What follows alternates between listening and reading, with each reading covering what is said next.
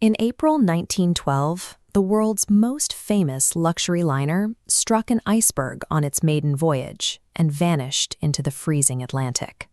When looking at a photograph like this, showing the sheer scale and industrial steel of the ship under construction, it's hard to reconcile the image with what followed: a vessel engineered to survive massive high-speed impacts, folded and sank in exactly 2 hours and 40 minutes. Families of the wealthy victims wanted answers, and search teams knew the general coordinates of the distress signal. Despite this, the North Atlantic completely swallowed the wreck for 73 years. As decades passed, investigators launched increasingly desperate search missions. These early efforts ranged from dragging massive electromagnets behind submarines to one oil tycoon who brought a monkey onto his ship to point at a map. Nothing worked. Proving the cause of the failure required physical evidence from the seafloor, and accessing it would ultimately rely on a highly classified military operation during the height of the Cold War. In the early 1980s, oceanographer Robert Ballard possessed the remote-controlled submersible technology capable of reaching the deep ocean floor, but he lacked the funding to launch a private expedition.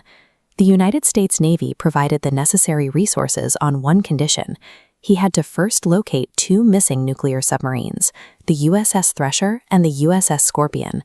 The military needed him to inspect the wreckage to confirm that the Soviet Union hadn't been involved in their loss.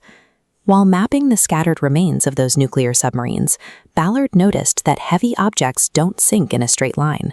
Ocean currents tear them apart on the way down, spreading a massive trail of debris across the seafloor. Ballard finished his military objective with 12 days of Navy funding left. He applied his new debris field theory to the search area, scanning the ocean floor for scattered fragments rather than hunting for a massive, intact hull in the darkness. On September 1, 1985, the camera on Ballard's Argo submersible transmitted a live feed of a man-made object resting in the silt. It was a boiler. The geographic hunt was over. Locating the wreck officially opened the doors to the world's most inaccessible maritime crime scene for forensic investigation. Investigators began their forensic work by analyzing 46 rivets recovered directly from the debris. This diagram comparison shows the composition of the materials used in construction. On the left is the high-grade No. 4 steel, the white star line used for the core of the ship.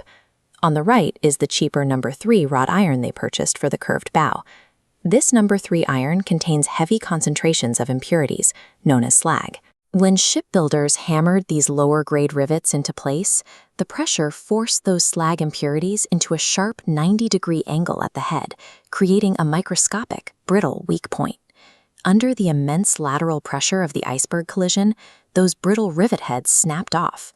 The steel plates didn't shatter, the seams holding them together unzipped, allowing freezing water to immediately breach the hole.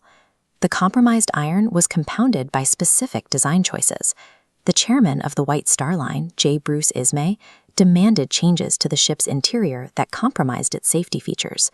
To make room for extravagant first-class staircases, Ismay ordered the watertight bulkheads, the internal safety walls, to be lowered. As water filled one compartment, it spilled over the top of the short wall into the next, creating an unstoppable chain reaction. On the night of the sinking, these structural flaws were met by severe operational failures. Lookouts in the crow's nest lacked binoculars because an officer accidentally took the locker key when he transferred off the ship.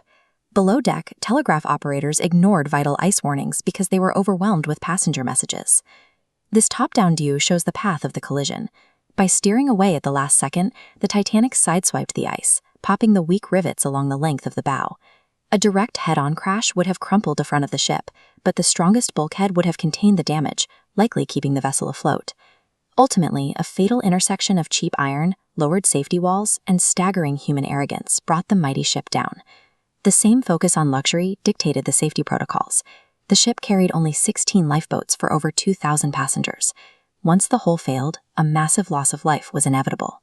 Today, 12,400 feet below the surface, the ocean is erasing the remaining physical evidence of the disaster. Deep-sea bacteria and the harsh saltwater environment are actively consuming the remaining iron, turning the hull into fragile rust formations that dissolve into the current. Scientific consensus warns that the entire Titanic wreck could completely collapse and vanish into the seafloor by the year 2030. The ship itself will soon disappear, but scattered in the deep ocean silt, pairs of leather shoes remain, a permanent monument to the price of prioritizing luxury and profit over basic human safety.